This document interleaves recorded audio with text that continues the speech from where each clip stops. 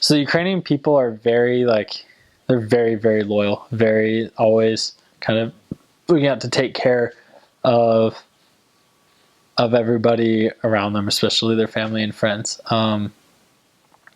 So one family that especially sticks out to me is the Shunin family. I met them in my last area, but they were famous, not even just throughout our mission, but throughout the entire country amongst members of the church. So they had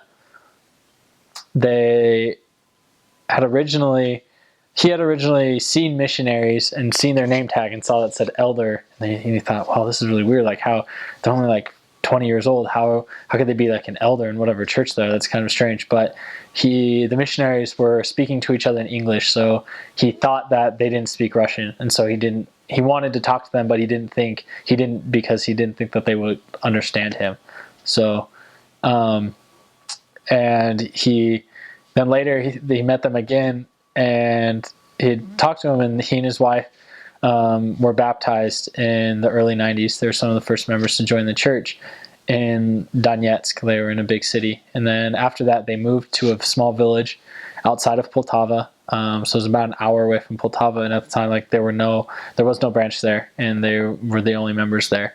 And so they would get up, and to go to church on Sundays, they would get up and leave their house around midnight, drive the hour and a half into the city from their village, get on a train, take their train to Kharkov, which is another city, and go from the train station to church. And after church, they would do it all backwards, and they'd get home at 10:30, 11, midnight. Get home late at night. So it was almost a 24-hour trip for them to go to church.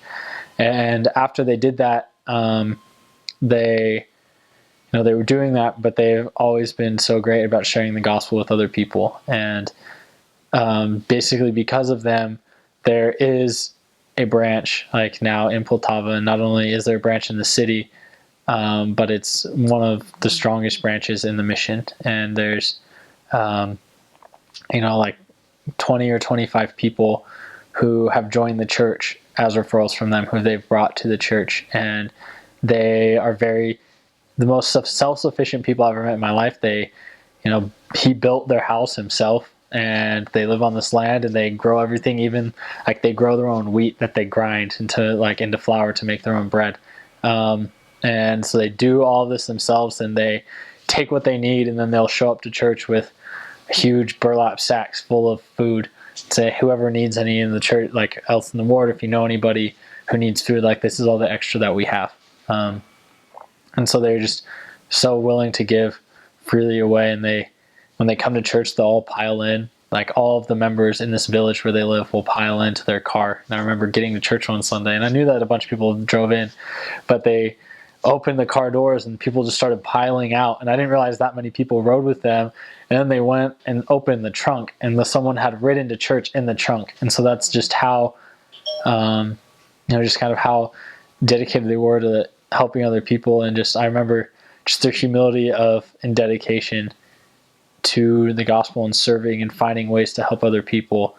It blew my mind. And then when I think of who I want to become, when I grow up, it's I think of Vladimir Shunkin, and I was a man, someone who I want to emulate. And I also think of I had the opportunity to serve in a branch as a counselor in a branch presidency. And his family, they had just moved there from Russia.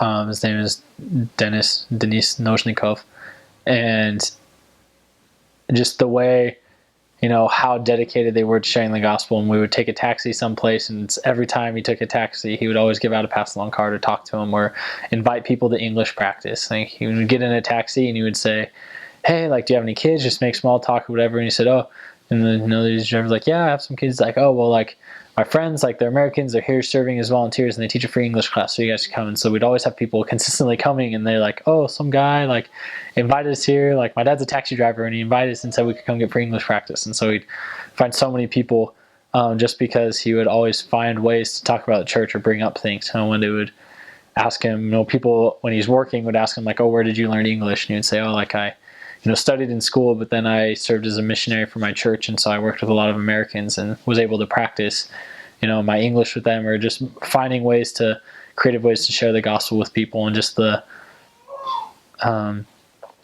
just how much and just how hard he worked to take care of and make sure every single person was taken care of in the branch, and how hard he worked to take care of his own, provide for his own family, not only that, but to share the gospel with people, and just the pure dedication to doing what he felt was right.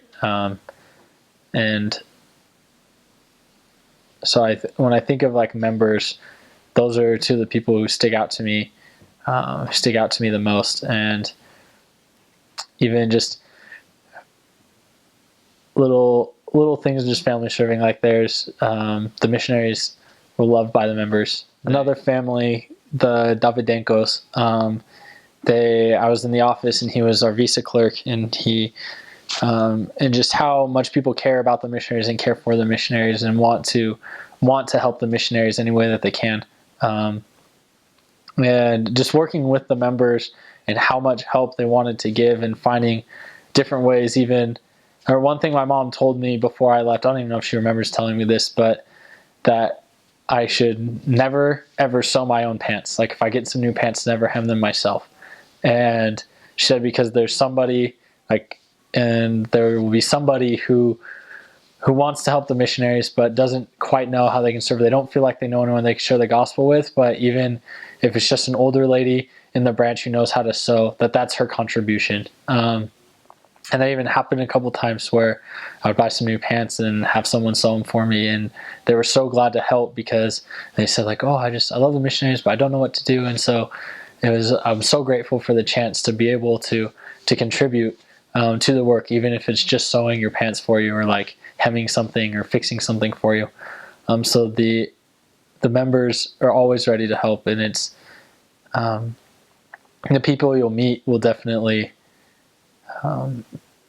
you are meeting them for a reason, and the places you go will be you'll be sent there for a reason. There's one family that I worked with in particular that I know and I have a very strong testimony that I was sent to talk to them for a reason, and it was a very unique situation. And my mission president talked to me when I received that assignment, and it was something that, working with that family, it truly did change my life and change how I see people, and how it changed my understanding of the atonement and how it can work and strengthen not only